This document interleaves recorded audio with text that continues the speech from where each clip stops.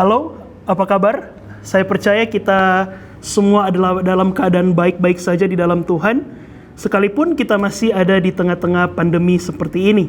Kembali lagi dalam program God Word Study dari His Grace Church.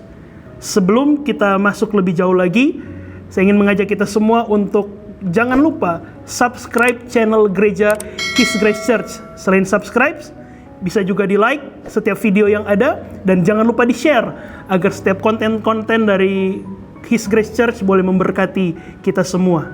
Hari ini kita akan membahas dalam God Word Study atau GWS, yaitu tentang nilai gereja. Gereja His Grace punya nilai yaitu reborn, righteousness, enthusiasm, be humble, obey, respect, dan nation. Nah, pada kesempatan ini kita akan bicara tentang nilai yang pertama dari gereja kita, yaitu righteousness atau bahasa Indonesianya kebenaran. Nah, mari kita buka Alkitab kita di dalam Yohanes pasal 14. Yohanes pasal 14 ayatnya yang ke-6. Kenapa gereja His Grace Church punya nilai kebenaran? Apa yang ingin dicapai, apa yang ingin dihidupi dari nilai kebenaran ini? Jawabannya sebenarnya sederhana. Gereja His Grace punya nilai kebenaran karena kita saat ini sedang ada di dunia yang penuh dengan ketidakbenaran. Saat ini kita sedang ada di dalam dunia di mana orang-orang yang ada di dalamnya tidak menghidupi kebenaran, justru malah mencari pembenaran dalam kehidupan mereka. Oleh karena itu, His Grace Church ingin menghidupi nilai kebenaran agar setiap jemaat Tuhan, setiap keluarga besar His Grace Church tinggal di dalam kebenaran yang sesungguhnya. Nah, Yohanes pasal 14 ayat yang ke-6 dikatakan di sana, kata Yesus kepadanya, "Akulah jalan dan kebenaran dan hidup. Tidak ada seorang pun yang datang kepada Bapa kalau tidak melalui Aku." Yesus berkata, selain dia adalah jalan, selain dia adalah kehidupan, dia juga adalah kebenaran. Dialah kebenaran itu. Tadi saya katakan, gereja ini ingin menghidupi nilai righteousness, ingin menghidupi nilai kebenaran. Kenapa? Karena begitu banyak orang yang ada di dunia ini penuh dengan ketidakbenaran, bahkan cenderung mencari pembenaran dalam kehidupannya. Padahal Alkitab berkata, firman Tuhan jelas berkata, Yesuslah kebenaran itu. Yesuslah sang kebenaran itu. Pertanyaannya sekarang, Bapak Ibu Saudara yang dikasihi oleh Tuhan, dalam kehidupan kita, sudahkah kita tinggal di dalam kebenaran? Atau justru kita malah sibuk mencari pembenaran? Kalau kita perhatikan di dalam Yohanes pasal 8 ayat 31 dan ayat 32 dikatakan di sana, maka kata Yesus kepada orang-orang Yahudi yang percaya kepadanya, "Jikalau kamu tetap dalam firman-Ku, benar-benar adalah murid-Ku, dan kamu akan mengetahui kebenaran, dan kebenaran itu akan memerdekakan kamu." Kalau dalam kehidupan kita, kita tinggal di dalam Kristus, kita ada di dalam firman-Nya. Dikatakan, Yesus katakan, kamu akan mengetahui kebenaran, dan kebenaran itu yang akan memerdekakan kamu. Kita merdeka ketika kita tinggal di dalam kebenaran, kita tinggal di dalam Kristus, bukan sibuk mencari pembenaran. Kalau kita sibuk mencari pembenaran, maka kita justru menjauh dari kebenaran itu. Kebenaran memerdekakan, kebenaran di dalam Kristus itu memerdekakan. Tapi kebenaran dalam hidup kita yang kita cari sendiri, atau kita mencari pembenaran dalam kehidupan kita, itu justru akan mengikat kehidupan kita. Kita tidak bisa mengerti kehendak Tuhan. Saya teringat beberapa tahun yang lalu ada seorang bapak datang konseling dengan saya, dan di situ dia menceritakan apa yang terjadi dalam kehidupan rumah tangganya. Dan dalam konseling itu, Bapak Ibu Saudara, dia mencoba mencari pembenaran atas apa yang dia lakukan. Padahal setelah mempelajari kasusnya, apa yang dia lakukan itu hal yang salah. Tapi bapak ini terus-menerus mencari pembenaran. Dia ingin agar saya membenarkan apa yang dia lakukan. Apa yang menjadi tindakannya? Dia ingin saya mengiyakan, membenarkan. Padahal kalau kita melihat kebenaran firman Tuhan, apa yang dia lakukan adalah suatu kesalahan. Dan pada akhirnya Bapak ini tidak jadi untuk dikonseling. Akhirnya mungkin dia kecewa karena saya tidak membenarkan apa yang dia lakukan. Bukan saya, tapi firman Tuhan tidak membenarkan apa yang dia lakukan. Dan menurut saya Bapak ini akan terus mencari orang yang akan membenarkan dirinya. Padahal sebenarnya itu bertentangan dengan kebenaran firman Tuhan. Kalau kita tinggal dalam kebenaran, kita tidak perlu cari pembenaran. Amin. Kebenaran, pembenaran kayaknya sama. Hanya beda di imbuhan, kean dan pean. Tapi punya makna yang sangat berbeda Bapak Ibu Saudara. Nah, gereja kita menghidupi nilai kebenaran. Ingin agar setiap keluarga besar His Grace Church benar-benar hidup dalam kebenaran yang sejati, yaitu Kristus. Bukan malah sibuk mencari pembenaran diri sendiri. Nah, bagi saya Bapak Ibu Saudara, secara sederhana pembenaran itu adalah apa yang kita lakukan tanpa disertai kebenaran. Sekali lagi, pembenaran adalah apa yang kita lakukan, apa yang saya lakukan, tapi tidak didasari dengan kebenaran. Tadi kita pelajari, kita baca, Yesus adalah kebenaran. Jadi apa yang kita lakukan tapi tidak didasari oleh Kristus, tidak didasari oleh kebenaran yang sesungguhnya. Maka sepanjang hidup kita cari pembenaran atas apa yang kita lakukan. Berbeda dengan kebenaran. Kalau pembenaran apa yang kita lakukan tanpa didasari kebenaran. Tapi kebenaran adalah apa yang Yesus lakukan. Apa yang Yesus lakukan tanpa perlu mencari pembenaran. Itu bedanya. Jadi pembenaran apa yang saya lakukan, apa yang kita lakukan tanpa disertai kebenaran, tanpa dilandasi kebenaran.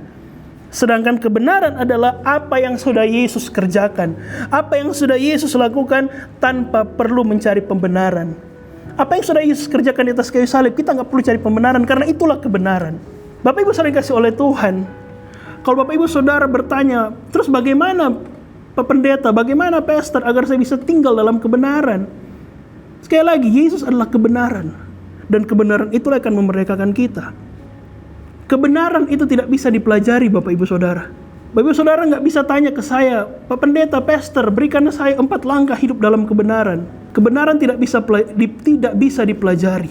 Tapi kebenaran adalah seorang pribadi yang harus dialami. Kebenaran tidak bisa dipelajari, tapi kebenaran harus dialami. Karena kebenaran bicara satu orang pribadi yang mau rela mati berkorban bagi kehidupan kita. Makanya tadi kan kita baca di dalam Yohanes pasal 8 tadi, jikalau kamu tetap di dalam firman-Ku, kita mengalami Kristus. Pada saat itulah kita tinggal di dalam kebenaran. Kita mengalami Tuhan dalam kehidupan kita. Sekali lagi, kebenaran tidak bisa dipelajari, tapi kebenaran itu dialami. Kebenaran, kita harus mengalami Kristus, maka kita akan mengerti apa itu kebenaran.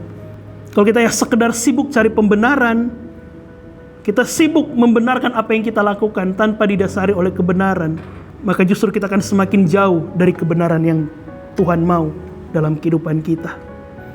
Nah, kalau kita buka di dalam Lukas pada pasal 10, Lukas pada pasalnya yang ke-10, kita bisa belajar dari kisah ini Bapak Ibu Saudara. Lukas pada pasalnya yang ke-10 mulai ayat 38. Lukas pasal 10 mulai ayat 38. Ini satu perikop yang mungkin kita sering membacanya tentang Maria dan Marta. Tapi di sini saya coba renungkan, kita bisa belajar tentang pembenaran dan kebenaran. Kebenaran yang sejati ataukah justru mencari pembenaran. Lukas pasal 10 ayat 38 sampai 42. Saya baca untuk kita semua. Ketika Yesus dan murid-muridnya dalam perjalanan, tibalah ia di sebuah kampung. Seorang perempuan yang bernama Marta menerima dia di rumahnya. Perempuan itu mempunyai seorang saudara bernama Maria.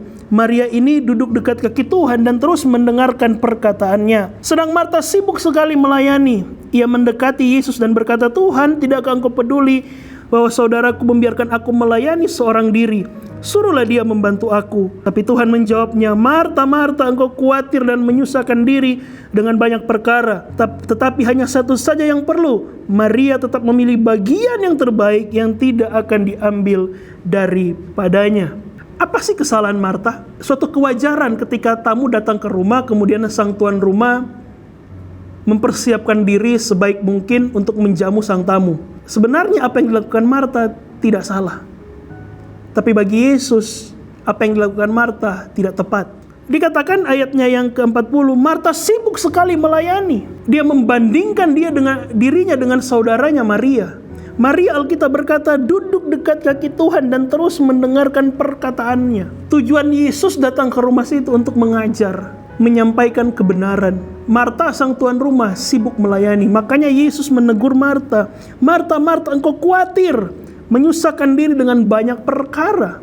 Kalau kita renungkan dengan baik perikop ini, Marta sebenarnya sedang mencari pembenaran. Dia ingin berkata kepada Yesus, tolong guru, tegur Maria. Masa saya sendiri yang melayani? Masa saya sudah sibuk siapkan ini, siapkan itu buat guru? Ini Maria nggak bikin apa-apa, cuma duduk diam di kaki Tuhan. Demikian juga dengan Marta. Marta ingin Yesus membenarkan apa yang dia lakukan. Tapi Yesus katakan, Marta, kau terlalu khawatir, menyusahkan diri dengan begitu banyak perkara. Tetapi hanya satu saja yang perlu. Maria telah memilih bagian yang terbaik yang tidak akan diambil daripadanya. Yesus ingin katakan kepada Marta, pelayanan boleh, sibuk boleh, tapi ada hal yang lebih penting daripada sekedar pelayanan, daripada sekedar sibuk. Yaitu apa? Yuk mari duduk diam di kaki Tuhan. Maka Yesus katakan itulah bagian yang terbaik yang Maria lakukan. Maria duduk diam di bawah kaki Tuhan, mendengarkan kebenaran yang Yesus sampaikan. Makanya tadi saya bilang, kebenaran gak bisa dipelajari, bukan teori yang bisa dipelajari, tapi kebenaran adalah pribadi yang harus dikenal, yaitu pribadi Yesus. Maka mari, kalau kita ingin mengerti tentang kebenaran, mari ambil hubungan dengan Tuhan. Ambil waktu hubungan dengan Tuhan. Kita mengalami Tuhan dalam hidup kita. Pelayanan boleh, sibuk di gereja boleh, tapi ada hal yang lebih penting, dan itu tempat yang terbaik, yaitu apa? Duduk diam di kaki Tuhan. Kalau kita perhatikan dalam Injil yang lain, di dalam Matius pasal 7 ayat 21 sampai 23. Matius pasal 7 ayat 21 sampai 23. Dikatakan di sana, bukan setiap orang yang berseru kepadaku Tuhan, Tuhan akan masuk dalam kerajaan sorga, melainkan dia yang melakukan kehendak Bapakku yang di sorga. Pada hari terakhir banyak orang akan berseru kepadaku, Tuhan, Tuhan, bukankah kami bernubuat demi namamu, mengusir setan demi namamu, dan mengadakan banyak mujizat demi namamu juga. Pada waktu itu aku akan berterus terang kepada mereka dan berkata, aku tidak pernah mengenal kamu, nyala daripadaku kamu sekalian pembuat kejahatan. Di hari-hari terakhir ada begitu banyak orang Kristen yang sibuk cari pembenaran. Tuhan, bukankah aku melayanimu? Bukankah aku mengusir setan demi namamu? Bukankah aku melakukan perkara-perkara demi namamu? Bukankah aku rajin masuk gereja? Tapi apa yang Tuhan katakan? Bukan demikian orang-orang akan Tuhan terima. Dikatakan pada waktu itulah Tuhan akan berterus terang kepada mereka dan berkata, aku tidak pernah mengenal kamu. Bukan setiap orang yang berseru kepada Tuhan, Tuhan, Tuhan, aku telah begini, aku telah begitu. Tapi Alkitab berkata, Yesus sendiri yang katakan, dia yang melakukan kehendak Bapakku, itulah yang diterima oleh Tuhan.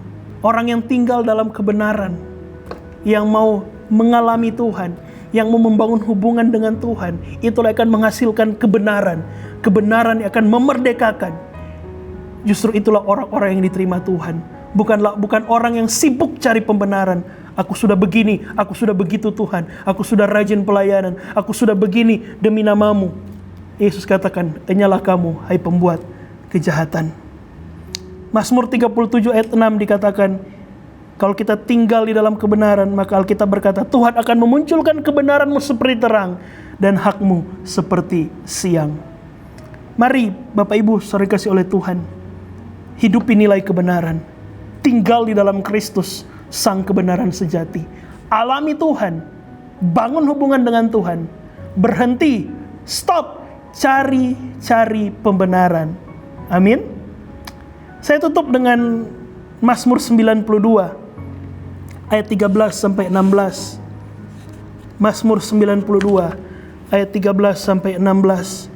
Dikatakan di sana, orang benar akan bertunas seperti pohon korma, akan tumbuh subur seperti pohon aras di Lebanon. Mereka yang ditanam di bait Tuhan akan bertunas di pelataran Allah kita. Pada masa tua pun mereka masih berbuah, menjadi gemuk dan segar. Untuk untuk memberitakan bahwa Tuhan itu benar, bahwa Ia gunung batuku dan tidak ada kecurangan padanya. Sebagai kesimpulan, alasan kenapa kita harus hidup di dalam kebenaran yang sejati, yaitu Kristus, bukan sibuk mencari pembenaran. Mazmur 92 ini berkata, untuk memberitakan bahwa Tuhan itu benar. Kita harus tinggal dalam kebenaran supaya kita bisa menjadi saksi bagi dunia bahwa Tuhan Yesus yang kita sembah adalah Tuhan yang benar, karena Dia adalah jalan, kebenaran, dan hidup. Tinggal dalam kebenaran, alami Tuhan, maka kita akan mengalami kemerdekaan. Mari hidupi nilai righteousness. Tuhan memberkati.